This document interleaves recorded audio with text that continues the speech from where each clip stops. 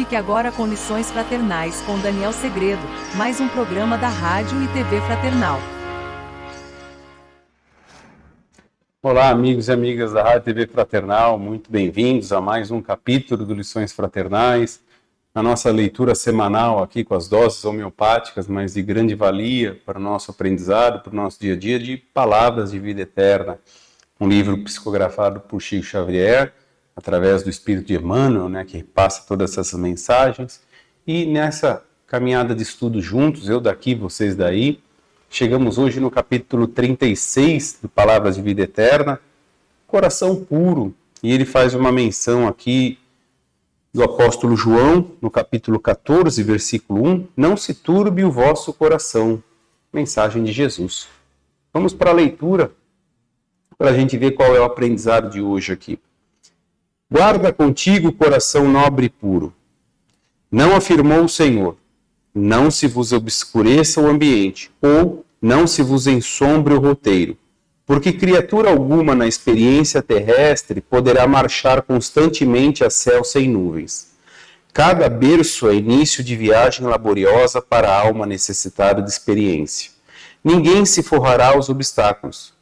O pretérito ominoso para a grande maioria de nós outros, os viandantes da terra, levantará no território de nosso próprio íntimo os fantasmas que deixamos para trás, vagueantes e insepultos, a se exprimirem naqueles que ferimos e injuriamos nas existências passadas e que hoje se voltam para nós à feição de credores inflexíveis, solicitando reconsideração e resgate, serviço e pagamento. Não passarás assim no mundo sem tempestades e nevoeiros, sem o fel das provas ásperas ou sem o assédio das tentações. Buscando o bem, jornadearás, como é justo, entre pedras e abismos, pantanais e espinheiros. Todavia, recomendou-nos o Mestre, não se turbe o vosso coração, porque o coração puro e intimorato é garantia de consciência limpa e reta, e quem dispõe da consciência limpa e reta vence toda perturbação e toda treva, por trazer em si mesmo a luz irradiante para o caminho. Então, lemos aqui lição 36, Coração Puro, que faz referência a João, capítulo 14, versículo 1. Eu ampliei aqui um pouquinho para a gente buscar uma compreensão maior. Eu fui do versículo 1 até o 5. Até o 6. E ele diz assim, Jesus continuou dizendo, não fique perturbado o coração de vocês. Acreditem em Deus e acreditem também em mim. Existem muitas moradas na casa de meu Pai. Se não fosse assim, eu lhes teria dito, porque vou preparar um lugar para vocês. E quando eu for e lhes tiver preparado um lugar, voltarei e levarei vocês comigo, para onde eu estiver, estejam vocês também. E para onde eu vou, vocês já conhecem o caminho.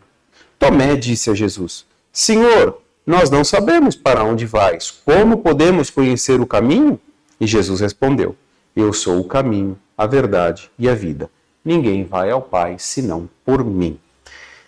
Vejam só, coração puro. A interpretação inicial que a gente faz de coração puro é aquela leveza, aquela ausência de rancor, aquela ausência de vingança, de buscar justiça pelas próprias mãos, em que pese seja difícil no nosso dia a dia manter esse coração puro, porque, como a gente vem falando todas terças aí, através dos nossos estudos, das nossas reflexões, sempre acontece alguma coisa que nos abala, é uma mensagem que chega, é o telefone que toca, é alguém que vem me dar alguma mensagem, alguém que vejo, e isso altera o meu interior, mexe comigo e acabo deixando os meus impulsos falarem por mim.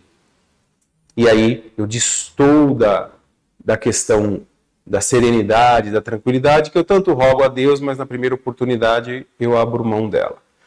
Então aí a gente vem entendendo o que ele quer dizer aqui, dessa pureza de coração, além, que a gente precisa ir um pouquinho além. Como está lá no texto de Emmanuel, como a gente acredita na reencarnação, nessas idas e vindas, nós cruzamos, e com muitos que nós cruzamos fizeram parte da nossa caminhada e de alguma forma nós os ofendemos, mas também fomos ofendidos. Mas fiquemos na parte onde nós causamos as ofensas. Então aí qual é o significado da mensagem da pureza de coração? Então é um momento de reparar o mal que fizemos anteriormente. Essa é a leitura do texto, essa é a extração que nós fazemos de interpretação, que Emmanuel vem nos ensinar. Porque ele menciona ali nessa nossa passagem que nós nos encontramos com os inimigos do passado e agora temos a condição do quê? De fazer diferente do que fizemos outrora. Ou seja, se naquela outrora fizermos o mal, agora nós faremos o bem como reparação. E assim vamos tendo aquilo que ele fala da consciência tranquila, do exercício do dever legal, ou seja, de fazer aquilo bem feito, de fazer o exercício do bem, de fazer exatamente o Evangelho de Jesus praticado no meu dia a dia e não só falado. Né? E aí entra essa questão dessa leitura que nós fazemos aqui, que João nos traz, que veja, não fica perturbado o vosso coração, não preencha-o de mágoas, de rancores, de ressentimentos, de ira, de raiva. Ele diz o quê? Acreditem em mim também em Deus. E aí ele vem falar do quê? Dessa esperança, que se o momento também é difícil, momentos mais tranquilos também chegarão. Maria dizia muito isso. Isso também passa. Né? Isso também passa. Então o momento da felicidade, ele também vai passar. O momento da tristeza também vai passar. O fato de estarmos num mundo de provas e expiações não quer dizer que é um mar de lágrimas constante. Né? Como Allan Kardec sempre nos explica, não existe sofrimento por uma vida inteira. E disso a gente vai se deparando com os nossos o nosso dia a dia, que muitos acontecimentos são felizes, assim como outros não são tão felizes. Mas, ou seja, a gente passa. Então, aquela esperança daquilo que nós já dissemos aqui, não de esperar simplesmente que dias melhores virão, mas de acreditar, de esperançar no quê? Num Deus justo, num Deus bom, num Deus amoroso, num Deus misericordioso e num Jesus mestre, irmão e companheiro que nos ensina de forma para atravessarmos essas tempestades que se fazem em nossa vida. E isso tudo envolve essa pureza de coração, de perseverar essa pureza no coração. Esse é mais um desafio nossos. Então, essa experiência em relação à vida espiritual, como está no texto de Emmanuel, e nessas idas e vindas eu tenho condições de reencontrar aqueles que em outras vidas tanto me fizeram mal, como mal eu também lhes causei. Então que eu repare. Ah, mas se o outro não fizer, aí o problema é dele, é como a gente sempre diz. Cada um por suas obras, não adianta eu pensar diferente disso. Porque se quando eu digo para você, ah, mas o outro também me causou um mal, ele também tem que reparar. Vai da capacidade interpretativa dele, vai da capacidade de referência, de boas alusões que ele tem sobre vida espiritual, se é que imagina sobre vida espiritual. Quantos não acreditam na reencarnação e acham que é uma vida apenas, morreu, acabou. Então, ele não te deve nada e não precisa fazer nada para reparar o mal que ele causou, sequer ele pensa numa vida passada. Mas se você interpreta dessa forma, faça o bem hoje, faça o bem que você pode fazer agora.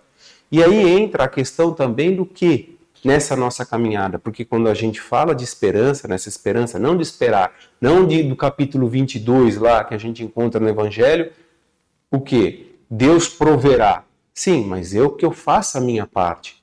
Deus já nos provê muita coisa, mas Ele espera um pouco de mim também. Ele espera que pelo menos eu siga os seus ensinamentos, os seus mandamentos e caminhe nessa estrada. E não que fique de braços cruzados, porque eu li que Deus proverá, então eu aguardo tudo pronto.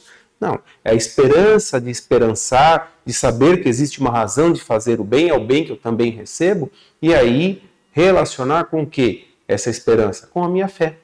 Não dá para eu falar de esperança e me abster de falar de fé. Por quê? Fé é aquilo que nos convence, aquilo que nos faz sentido, é aquilo que eu me comprometo. Eu me comprometo. E aí entra aquela questão do Evangelho que tanto nos diz, entre a fé vacilante e a fé robusta. E é sabido, a nossa fé ainda é vacilante. Por quê? Em qualquer momento de dificuldade, a minha vontade é desistir de tudo, a minha vontade é largar a mão, como se diz, e jogar a toalha. E falar, eu vou parar por aqui, eu desço por aqui, eu não aguento. Ou seja, aí está nos faltando a robustez em relação à fé, de manter a fé robusta, assim como também Jesus demonstrou através daquela passagem onde ele caminha sobre as águas e Pedro o vê. Admirado, diz: Senhor, Senhor. E Jesus faz o quê? Vem, Pedro, caminha até mim, você também pode. E ele começa a caminhar pelas águas e sente-se ali fantasiado, sente-se maravilhado em caminhar, mas aí ele faz o quê? As ondas aumentam e ele começa a olhar para as ondas. É exatamente o simbolismo que traz para a nossa vida diante dos problemas. As ondas, os problemas aumentam e chegam de repente que a gente deixa de caminhar com a fé e foca no problema. Focou nas ondas altas, o que acontece com Pedro? Ele começa a afundar. E aí, o que Jesus diz para ele? Homem de pouca fé.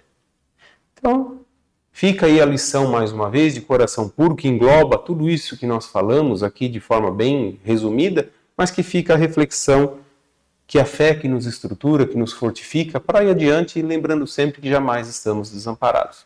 E a pureza do seu coração? Como está? Façamos uma reflexão. Eu vou ficando por aqui e a semana que vem a gente volta a conversar de novo. Boa semana e até lá. Tchau!